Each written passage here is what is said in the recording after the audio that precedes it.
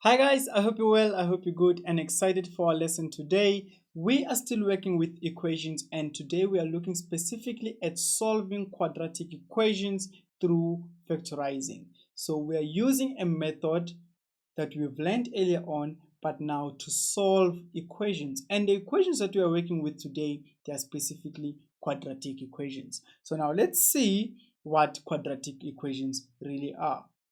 So a quadratic equation is an equation where the exponent of the variable is at most 2. So a quadratic equation, guys, needs to have the highest power of, of 2. And the following are examples of quadratic equations. So if I give you x squared plus 4x minus 1 equals 0, that is a quadratic equation. So here there are two parts. There's the part that says quadratic and there's a part that says equation. So to break down the part that says quadratic, it means the moment it has a 2 there as the highest power, know that you're working with something which is quadratic.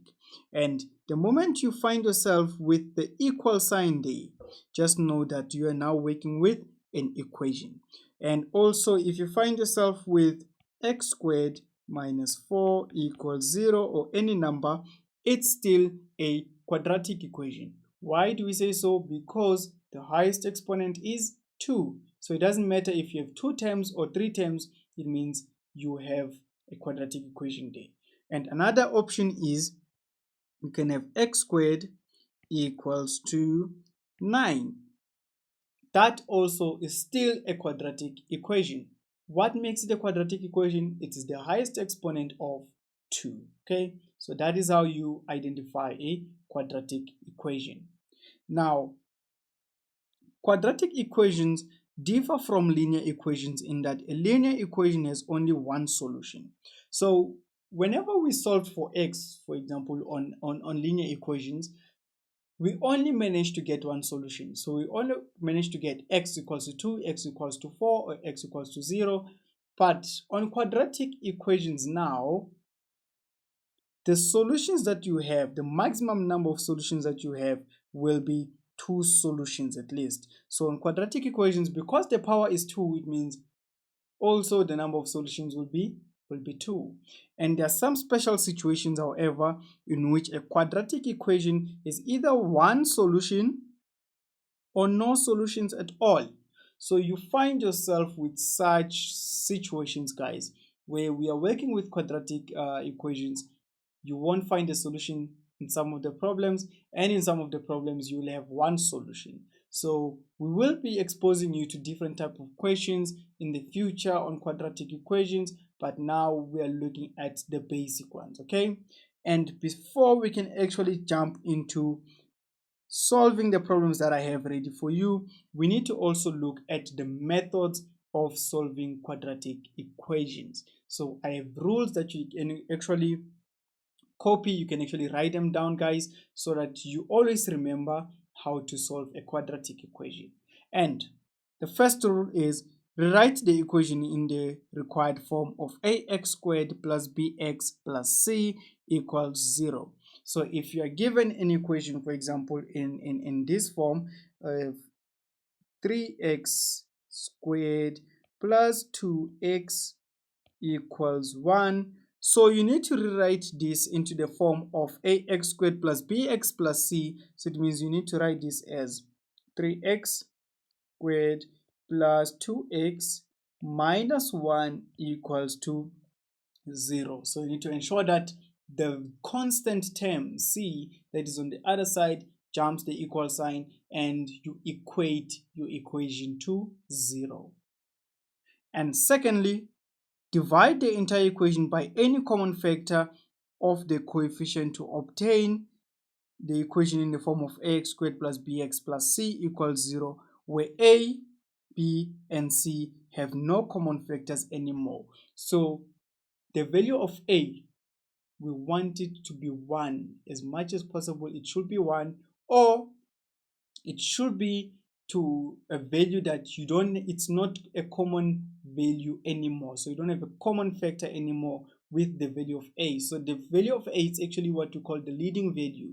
it's the coefficient value that leads the whole equation for you. So make sure that you're not left with any common factors. If there are common factors, make sure that you factorize. And factorize ax squared plus bx plus c equals to 0 into the form of rx plus s ux plus v equals to 0. So basically what we are saying here is, if you find yourself with an equation in the form of x squared plus bx plus c, make sure that you use the laws of factorizations that we've used whenever we were factorizing expressions earlier on. So you can go back to our lessons on factorization and how we factorize the expressions. All the laws are there, all the laws are outlined there, but we will be applying those laws again on the examples that I've prepared for you today, so you don't have to worry about it. And also the last part, guys, is the two solutions are rx plus s equals 0 or ux plus v equals 0. That simply means, guys, you can't just leave your answer like that. So for example, for the first part where you have rx plus s equals 0, so it means you need to make sure that s jumps to the other side, so you're left with rx equals negative s. So you divide by r both sides, so therefore you can now conclude that x is given by negative s over r. So that is how you write your first part of the solution, but you ensure that you also write the second part of your solution by simplifying everything. Okay, so in front of you have one beautiful example, which is 3t squared minus 9t minus 54 equals to 0. So what you need to do now is to solve for t, and we need to now follow all the rules that we know at this moment. So the first part, guys, that you first look at is the first term. The first term shall lead you. So you are trying by all means to have the first term as the coefficient 1. But now the coefficient now is 3. So try to divide by 3 or take out 3 as a common factor.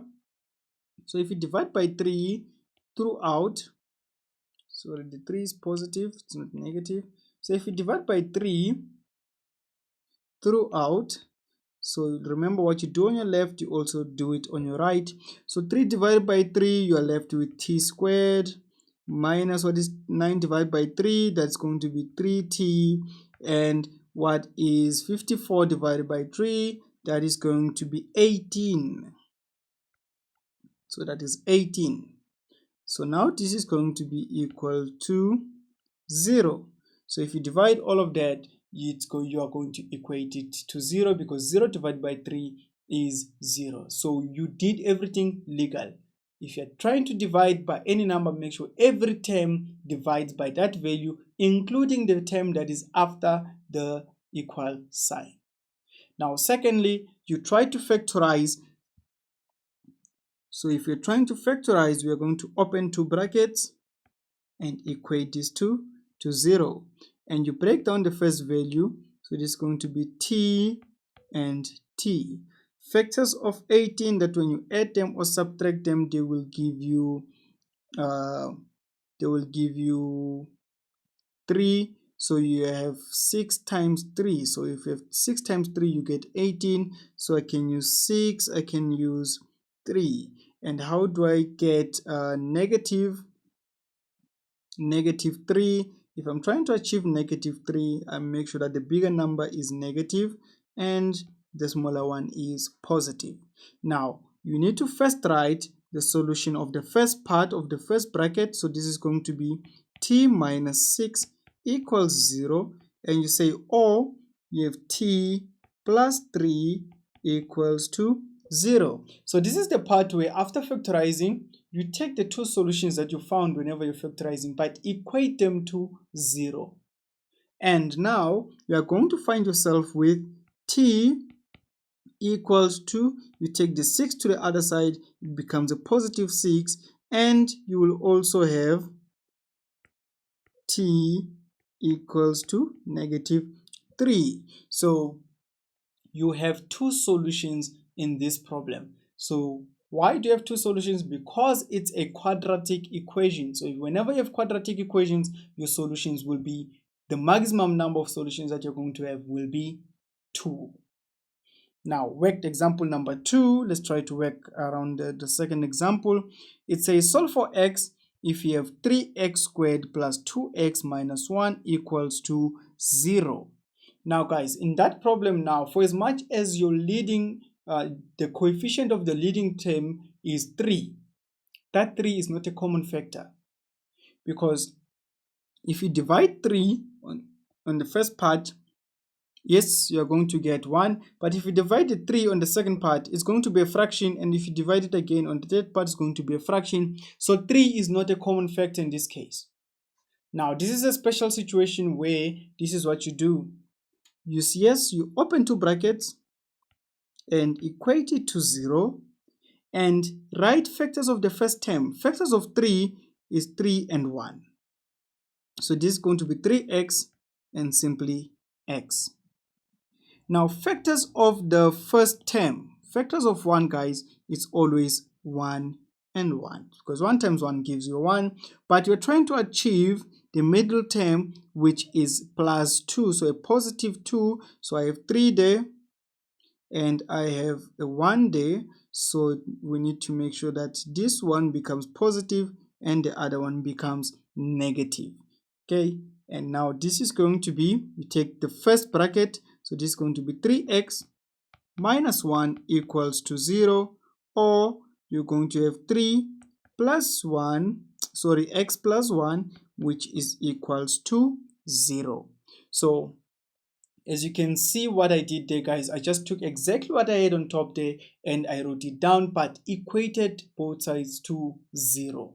Now I can simply solve for x, which is going to be 3x equals to 1. So it means I took the 1 to the other side, and we're going to divide now.